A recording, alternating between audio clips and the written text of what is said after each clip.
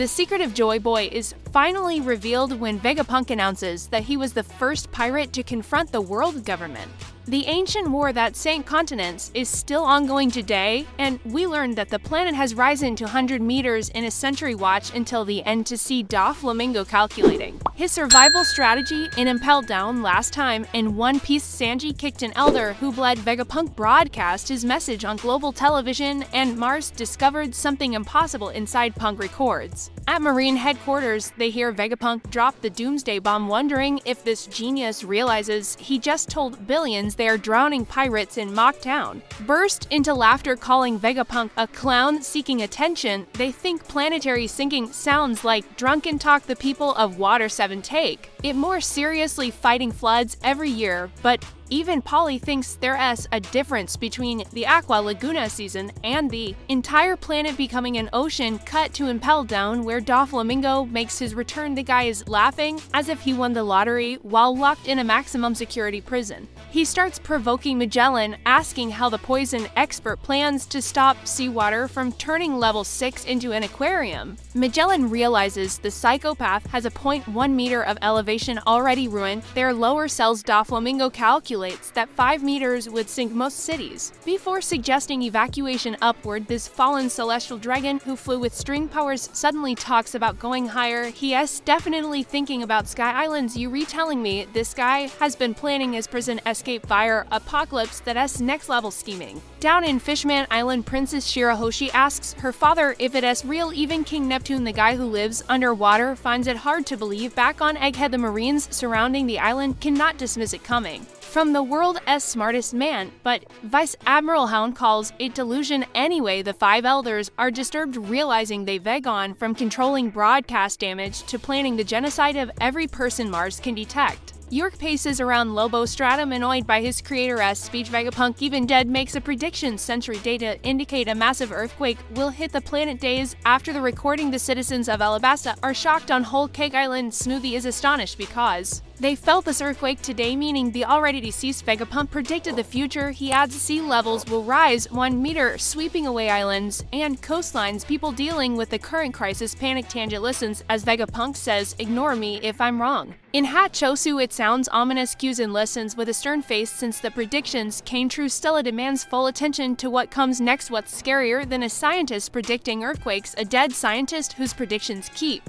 coming true. The Straw Hats battle Saturn while Vegapunk reveals the earthquake was not natural. Everyone charges at Saturn with Lilith posing while Chopper looks like he has seen better days. Saturn enrages, demanding the broadcast be stopped. Stella admits she naively wanted world peace. Robin catches fallen crewmates with hand nets. Saturn uses Chopper as a springboard, targeting something specific. Vegapunk says this desire caused his first since Saturn asks Mars about the power plant. Mars replies he has taken care of it while preserving the room's contents. While Saturn smashes walls at incredible speed, Stella wanted unlimited clean energy for climate control and food production. Worldwide, Saturn shields his eyes, and we finally see the mother flame glowing with power. Vegapunk compares himself to Icarus flying too close to the sun. Saturn returns to human form and crushes everything with his cane. The elders decide to kill all living beings on the island. While the mother flame continues pulsing elsewhere, this scientist really built doomsday fuel and then was like, oops, I am kind of a tragic Greek hero, setting an example. 0 warning signs. Right, the Marines continue failing to damage the ancient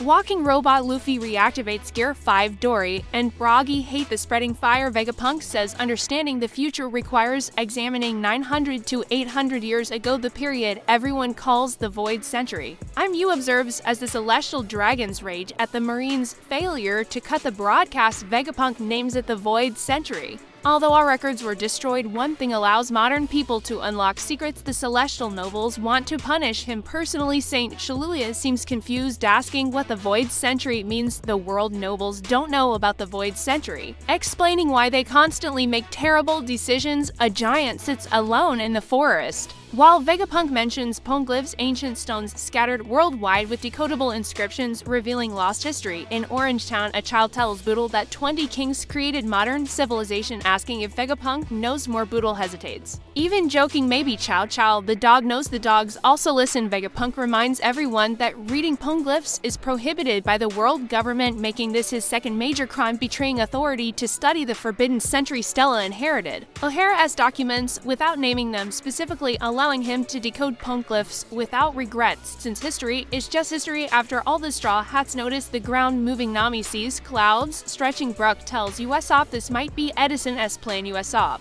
confirms the repositioning of clouds let them explode directly into the ocean thanks to Edison's sacrifice, but he is badly injured, hoping the Straw Hats escape. World government capture. Vegapunk says he only knows a fraction of the century-old history. So instead of speculating, he will stick to confirmed facts, which means everything that follows is indisputable. Broggy desperately yells at Luffy to stop. Vegapunk identifies the main character of the ancient story. Luffy insists on punching the giant boar demon, confident his next attack will work. Vegapunk describes a man born in an advanced kingdom 9 centuries ago who, like not the sun god of Elbaf, was called Joy Boy. Luffy's fist ignites again. His giant friends laugh despite the danger, definitely matching the power it represents. Hopefully, Luffy is building resistance to the Elder's defenses through repetition. Looking upward with nostalgia, Vegapunk declares Joy Boy was the first sailor. The original pirate. Every Jolly Roger in history traces back to this single man whom the government has demonized for centuries. In Wano in the Flower capital, the Straw Hat flag hangs beneath the Shogun's house. Despite isolation, they listen via Den Mushi found among Orochi's belongings. After announcing that Joy Boy pioneered piracy, Vegapunk explains how it happened. Momonosuke and Tama eat dango with Kinmen Shinobu and the samurai.